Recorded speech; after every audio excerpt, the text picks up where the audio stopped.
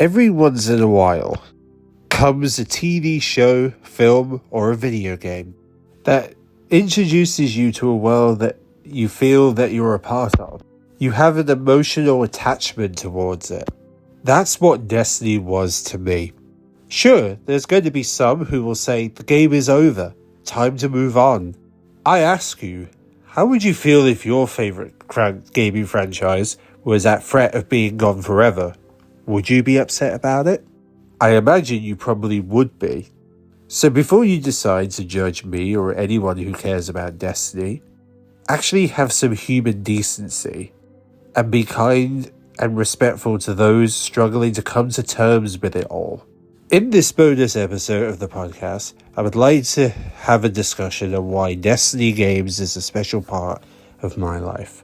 If you do go on to enjoy my podcast, please make sure to give it a follow to better support me in getting the podcast to reach more listeners.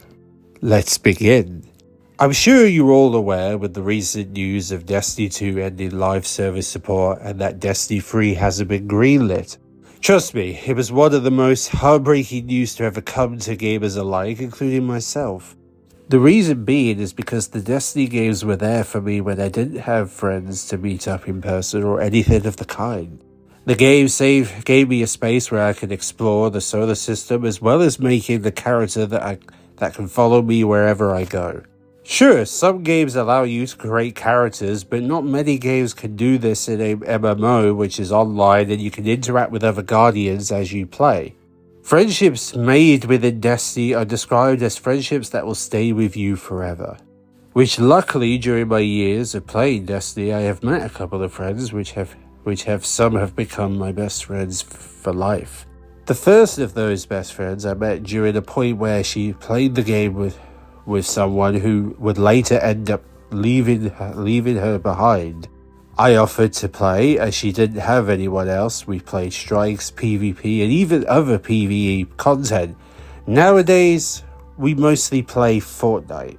But since we first met on Destiny 2, we have become best friends for nearly 10 years. One of my longest friendships to date. If she's listening to the podcast, I'm seriously thankful for you coming into my life and calling me family. The second best friend I met during the time when Zero Hour originally released back in May 2019. I was struggling to beat the time limit with the LFG players and I felt like I wasn't going to get Outbreak perfected. Then I voiced my frustration on a social post and then she messaged me offering to help me get the exotic. I accepted the offer and she, along with her partner, helped me get Outbreak perfected. I've known her for 8 years now, and recently I was playing Moment of Triumph update with her as she returned since hearing the news of Destiny 2's ending. She began sharing her story of how she got into Destiny and proceeded to mention that me and others she's met are her best friends, and she treasures us, even saying that she'll even want to invite us to special occasions and events. She's a really super caring person who clearly wants nothing but the best for me and all her friends. If she's also listening to this episode of the podcast, thank you for continuing to be my best friend, even welcoming me with open arms to any VC chats you have or game sessions for games we love playing.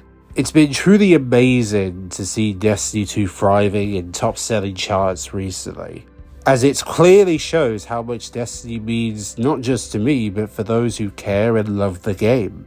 And I don't see how Sunnie could turn down such an amazing opportunity to continue to grow this wonderful franchise that's touched so many lives, including mine.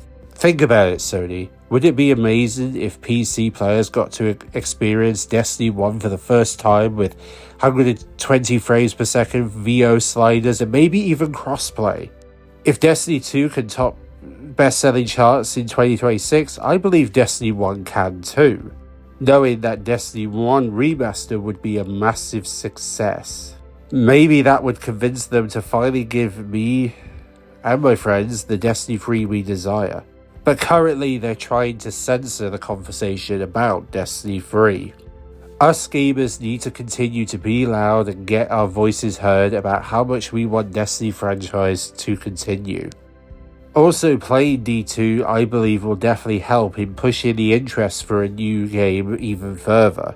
However, if you're somebody who hasn't played Destiny before, I recommend you to give it a try and explore the amount of content included. If you're an Xbox or PC players, you can get Destiny 2 the collection at a discount, which makes it now more than ever a perfect time for new players to join the game, as there's no FOMO. And if you're a gamer on PlayStation and you have PlayStation Plus, you can get the Legacy Collection bundle for free right now, which gets you started with expansions available. Even though I had a bumpy road during my 10 years with Destiny, I still would love Destiny 3 to happen so I could have the opportunities to make more good memories and moments, and even hopefully build more real friendships. Next week, Sunnie will be back to join me in sharing our favourite game reveals and announcements from gaming showcases earlier in the month. This is Respawn on the Spectrum. Thank you for listening.